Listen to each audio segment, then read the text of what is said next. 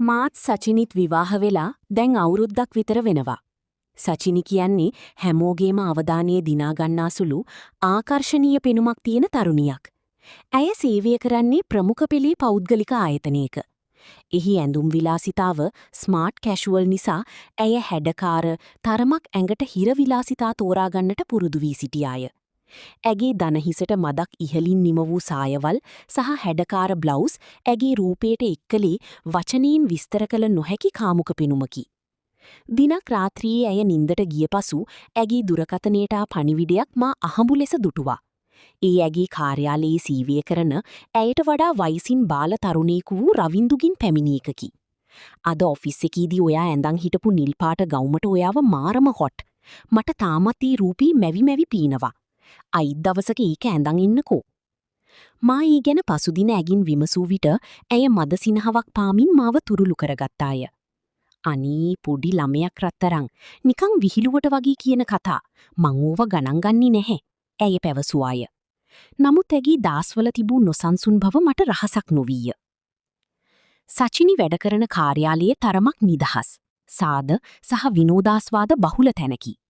එහි කළමනාකාරිනිය වූ නිෂා මැඩම් සහ ඉහළ නිලධාරියෙකු අතර තිබූ සමීප සබඳතාවය මුළු කාර්යාලය පුරාම ප්‍රසිද්ධ රහසක්ව පැවතුණි. මේ නිසාම එහි සීවකයන් අතරද මෙවැනි සබඳතා ඇතිවීම සාමාන්‍ය දෙයක් බවට පත්ව තිබුණි. එදින සචිනි ඇඳ සිටියේ තරමක් කොට, ඇඟටම ඇලුණු ලා රතු පැහැති කෙටි ගවුමකි.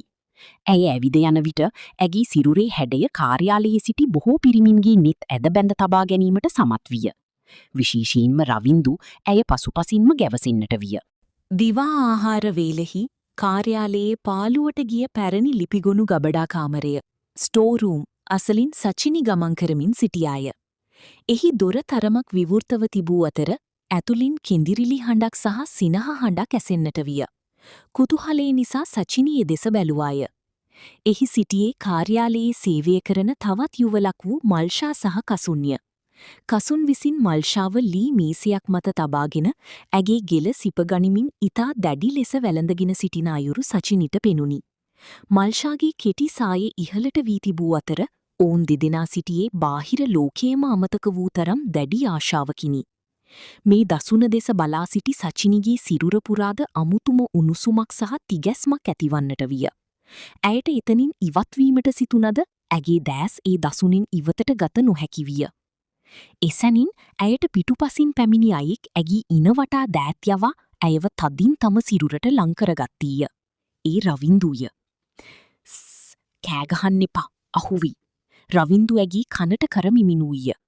ගබඩා කාමරයේ දොර සහ අල්මාරිය අතර තිබූ පටු ඉඩකඩ තුල රවින්දුගේ සිරුර සචිනිගේ පිරුණු තට්ටම්වලට තද වී තිබුණි. සචිනිට ඔහුගේ හුස්ම වැටෙන වේගය සහ සිරුරේ උණුසුම තදින්ම දැනෙන්නට විය. ඇය මදක් දඟලන්නට උත්සාහ කළද රවින්දු ඇගේ ඉන තවදුරටත් තද කරගනිමින් ඔහුගේ එක්කතක් සචිනිගේ සිනිදු කලවා ප්‍රදේශීය ස්පර්ශ කරමින් ඉහළට රැගෙන ආවීය. ඔයා මාරම ලස්සනයි සචිනි. අද මේ ගවුමට ඔයා මාව පිස්සු වට්ටනවා. රවින්දු ඉතා පහත් හඬින් පවසමින් ඇගේ ගෙල ප්‍රදේශීය සිපගන්නට විය. අනික් පසින් කසුන් සහ මල්ෂාගේ ආවේගශීලී ආදරය කිරීම දෙස බලමින් රවින්දුගේ දැඩි සිරුරට මැදිව සිටි සචිනිට තමාව පාලනය කර ගැනීම අපහසු විය. ඇය දැඩි ලෙස හුස්ම ගනිමින් රවින්දුගේ පහසට ඉඩ දුන්නාය. රවින්දු ඇගේ ගවුමට උඩින් ඇගේ සිරුරී හැඩතල දැඩි ලෙස පිරිමදිමින් තමා දෙසට තව තවත් තද කරගත්තීය. විනාඩි කිහිපයක දැඩි ආශාවන් සහ සිපගැනීම් හුවමාරුවකින් පසු අනික් යුවල කාමරයෙන් පිටවීමට සූදානම් වන හඬ ඇසුනි. වහා පියවි සිහියට පැමිණි සචිනි සහ රවින්දු කිසිවක් සිදු නොවූවාක් මෙන් තමන්ගේ සිරුරුවල ඇඳුම් සකස් කරගෙන වහා එතනින් ඉවතට ගොස් තම අසුන්වල වාඩී වූහ. නමුත් එදින සචිනිගේ දෑස්වල තිබූ නොසන්සුන් බවක් සහ රවින්දුගේ මුහුණේ තිබූ ජයග්‍රාහී සිනහව ඔවුන් අතර ඇති වූ ඒ රහසිගත බැඳීමේ ආරම්භය සනිටුහන් කළේය. ගබඩා කාමරයේ සිදු වූ ඒ නොසිතූ සිදුවීමෙන් පසු සචිනිගේ සහ රවින්දුගේ ලෝකය සම්පූර්ණයෙන්ම වෙනස් වුණා. කාර්යාලයේදී වෙනදා වගේ සාමාන්‍ය විදියට හැසිරෙන්න උත්සාහ කළත් ඔවුන් දෙදෙනාගේ දෑස් එකිනෙකට හමුවන හැම වාරයකදීම ඒ රහසිගත මතකය අලුත් වුණා. සචිනි නිවසට පැමිණි පසුවත් ඇයට රවින්දුගේ ඒ දැඩි වැළඳ ගැනීම සහ ඔහුගේ උණුසුම් හුස්ම පොද වැදුණු ආකාරය අමතක කරන්න අපහසු වුණා. ඇය කැඩපත ඉදිරියට ගොස් තමාගේම සිරුර දෙස බලාගෙන ඉදා රවින්දු ඇගේ ඉනවටා දෑත් තද කළ ආකාරය මතක් කරමින් ගැඹුරු හුස්මක් ගත්තාය. ඇය තුළ වෙනදා නොතිබූ අමුතුම ආශාවක් සහ නොසන්සුන් බවක් ලියලමින් තිබුණා. පසුදින සචිනි කාර්යාලයට යාමට ලෑස්ති වුණේ වෙනදාටත් වඩා උනන්දුවකින්. ඇය එදා තෝරාගත්තේ ඇගේ පිරුණු සිරුරට හොඳින්ම කැපී පෙනෙන දනහිසට මදක් ඉහලින් නිම වූ කළු පැහැති හිර සායකුත් ලාරෝස පැහැති සිල්ක් බ්ලවුස් එකකුත්ය. ඇය තම තෝල් තද රතුපාටින් හැඩකරගත්තාය. ඇය කාර්යාලයට ඇතුළු වන විටම රවින්දුගේ දෑස් ඇය වෙත යොමු වුණා. ඇගේ මේ ආකර්ශනීය පෙනුම තමා වෙනුවෙන්ම කළ එකක් බව රවින්දුට තීරුණා. දහවල තීවීලාවීදී අනෙක් සේවකයන් කාර්යාලයේ සාලිය දෙසට යනතෙක් බලා සිටි රවින්දු සචිනිගේ මේසිය අසලට පැමිණියා. ඔහු වටපිට බලා කිසිවෙකුට නොඇසෙනසී ඉතා පහත් හඬින් නිමිනුවා. අද ඔයා මාව සම්පූර්ණයෙන්ම පිස්සු වට්ටනවා සචිනි අක්කේ. මේ කළු පාට සායට ඔයාගේ හැඩය මාරම ලස්සනයි. මට ඊයේ දවස තාමත් අමතක කරන්න බැහැ. සචිනි වටපිට බලා මද සිනහවක් පාමින් ඇගේ කෙස් කලඹ පිටුපසට කරගත්තාය.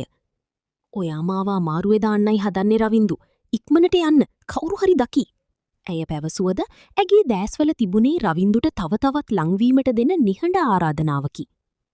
එදින සවස් යාමයේ නගරයට අධික වැසි සහිත කාලගුණයක් ඇති වුණා. කාර්යාලයේ බොහෝ දෙනෙක් වේලාසනින්ම පිටත්ව ගිය අතර සචිනීට සහ රවින්දුට ඔවුන්ගේ අංශයේ වැඩ කිහිපයක් අවසන් කිරීමට තිබූ නිසා තවත් ටික වේලාවක් නතර වීමට සිදු වුණා. කළමනාකාරිනිය වූ නිෂා මැඩම්ද ඇගේ පෞද්ගලික කුටියේ කැබින් සිටිමුත් ඇය සිටියේ දුරකථන ඇමතුමක කාර්යබහුල වෙමිනි. මුළු කාර්යාලයේම පාළුවට ගොස් තිබුණා. වැසිබින්දු වීදුරු ජලවුසී මත පතිතවන හඬ සහ සිසිල් සුළඟ මුළු පරිසරයටම එල්කලී අමුතුම ආදරණීය සරාගී බවක්. සචිනි ෆොටෝකොපි යන්ත්‍රය අසල ලේඛන කිහිපයක් සකසමින් සිටියදී රවින්දු සිමින් ඇය පිටුපසින් පැමිණියා. ඔහු එකවරම ඇගේ ඉන දෙපසින් අල්ලා ඇයව ෆොටෝකොපි යන්ත්‍රයට තද කරගත්තීය. රවින්දු මොකද මේ මැඩම් ඉන්නවා ඇතුළි. සචිනි කලබලයෙන් පැවසුවාය. මැඩම් ෆෝන් එකක එයා ඉන්නේ නැහැ. රවින්දු පවසමින් සචිනීගේ ගෙල ප්‍රදේශයට තමාගේ මුහුණ ලංකලීය. ඔහුගේ උණුසුම් තොල් සචිනීගේ සිනිඳු ගෙල මත තැවරෙද්දී ඇයට තමාගේ සිරුර පාලනය කරගත නොහැකි විය. ඇය දෑස් පියාගෙන යන්ත්‍රයට බර වූවාය. රවින්දු සචිනිව තමා දෙසට හරවා ගත්තා. ඔවුන් දෙදෙනාගේ හුස්ම එකිනෙකට මුසුවන තරම් ඔවුන් ලංවී සිටියා.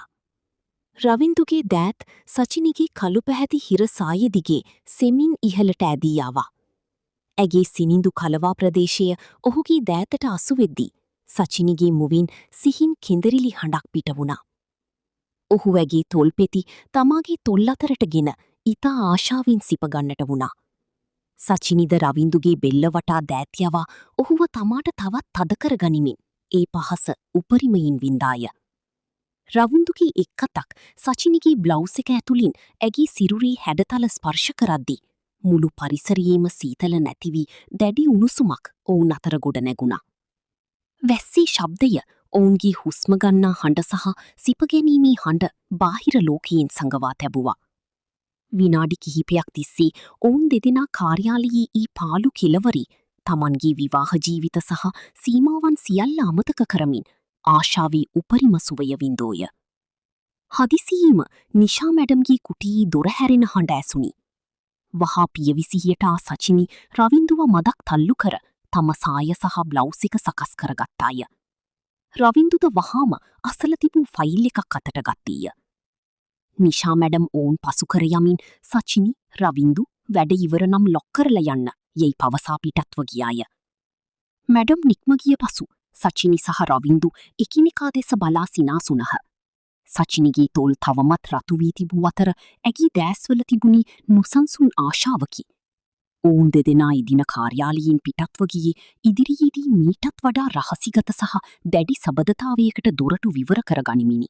වැසිබර හැන්දෑවේ කාර්යාලය තුළ සිදු වූ ඒ රහසිගත සිදුවීමෙන් පසු සචිනී සහ රවින්දු අතර තිබූ දුරස්ථභාවය සම්පූර්ණයෙන්ම නැතිවී ගියා. දැන් ඔවුන් දෙදෙනා වචනයෙන් මෙන්ම බැල්මෙන්ද එකිනෙකාට සමීප වී අවසන්. සචිනී නිවසට පැමිණි පසුවත් ඇගේ ගතපුරා තවමත් රැඳී තිබුණේ රවින්දුගේ උණුසුම් ස්පර්ශයන් සහ ඔහුගේ සුවඳයි. ඇය රාත්‍රියේ ඇඳමතට වී දුරකථනය දෙස බලන විටත් රවින්දුගෙන් රහසිගත පණිවිඩ ලැබමින් පැවතුණා. රවින්දු, අද වැස්ස වෙලාවේ ඔයාව මගේ පපුවට තද කරගත්තම දැනුණු සනීපය මට තාමත් දැනෙනවා සචිනී. ඔයාගේ ඒ සිනින්දු කලවා අතගාද්දී මට හැමදේම අමතක වුණා. මට තවමත් පිස්සු වගේ. සචිනී පණිවිඩය කියවා සිනාසුනාය. ඇය වටපිට බැලුවේ තම සැමියා අසල සිටීද කියාය. ඔහු ඒ වන විටත් ගැඹුරු නින්දී පසු වූ නිසා ඇය රහසින්ම රවින්දුට පිළිතුරු යව්වාය. සචිනී, ඔයා මාව විනාශ කරන්නයි හදන්නේ රවින්දු. හැබැයි මටත් ඒ මොහොත අමතක කරන්න බැහැ. අපි පරිස්සම් වෙන්න ඕනි.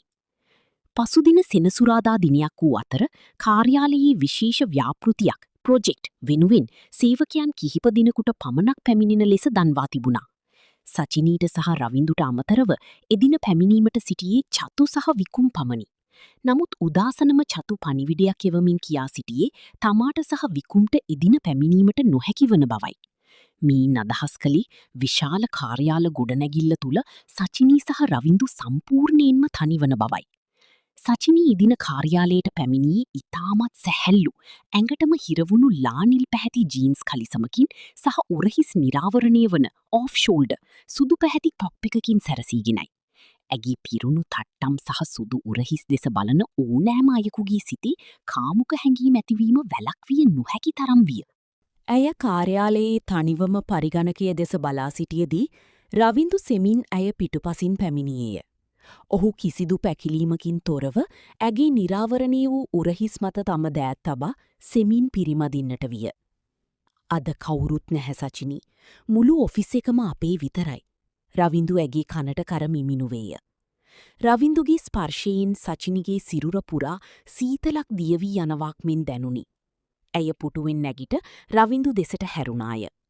රවින්දු වහාම ඇයව වඩාගෙන අසල තිබූ විශාල මේසේ මත වාඩි කරවිය. සචිනිගේ ජීන්ස් කලිසමට උඩින් ඇගේ මහත කලවා ප්‍රදේශය තදින් අල්ලාගත් රවින්දු ඇගේ තොල්පෙති තමාගේ කරගත්තේය. ඔහුන් දෙදෙනා ඉතා ආවේගශීලී ලෙස සිපගන්නට වූහ. රවින්දුගේ දෑත් සචිනිගේ ටොප් එක ඇතුලින් රිංගා ඇගේ සිනිඳු පිට සහ ඉන ප්‍රදේශය දැඩි ලෙස පිරිමදින්නට විය. සචිනිද ඔහුගේ කෙස්වෙටිය අතරින් ඇඟිලි යවමින් රවින්දුව තමා වෙතට තව තවත් ඇදගත්තාය. මට ඔයාව හැමදාටම ඕනි සචිනී. රවින්දු පවසමින් ඇගේ බිල්ල සහ උරහිස් දිගී පහලට සිපගනිමින් ගියේය. සචිනි දෑස් පියාගෙන මේසිය මත දෑත් තබා පසුපසට බරවෙමින් ඊ උපරිම පහස විඳින්නට වූවාය. කාර්යාලයේ ඊ නිහඬ බව මැද ඔහුන්ගේ වේගවත් හුස්මගන්නා හඬ සහ සිපගනීමේ ශබ්දය පමණක් රැවුදුන්නේය. රවින්දු සචිනිගේ කලිසමේ බොත්තම ගලවා ඇගේ සිනිඳු උදරය සෙමින් සිපගන්නට විය. සචිනිගේ මුළු සිරුරම ආශාවෙන් වෙවුලන්නට වූ අතර ඇය රවින්දුගේ හිස තමාගේ සිරුරට තද කරගත්තාය. සමාජයේ නීති, විවාහ ජීවිතයේ සීමාවන් සියල්ල ඔවුන්ගෙන් ගිලිහි ගොස් තිබුණි.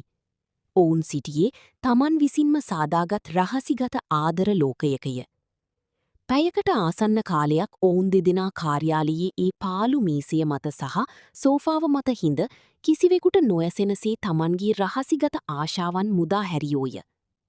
වැඩ අවසන් වී සවස් යාමයේ ඔවුන් කාර්යාලයෙන් පිටවීමට සැරසුනි. සචිනි කැඩපතින් තම විලාසිතාව සකස් කරගන්නා විට ඇගේ මුහුණේ තිබුණී පෙර නොතිබූ සරාගී සතුටුදායක පෙනුමකි. ඇය රවින්දු දෙස බලා නෙත් කෝණවලින් සිනහවක් පෑවාය. හිට ඉරිදා. සඳුදා ඔෆිස් එනකන් මට ඉවසීමක් නෑ සචිනි. රවින්දු ඇගේ අතක් සිපගනිමින් පැවසීය. මාත් බලන් ඉන්නවා රවින්දු. සචිනි රහසින් පවසා කාර්යාලයෙන් පිටවීමේ ගියේ ඔවුන්ගේ මේ රහසිගත සබඳතාවයේ මීළඟ අදියර කුමක් විය හැකිද යන කුතුහලය ඉතිරි කරමිනි.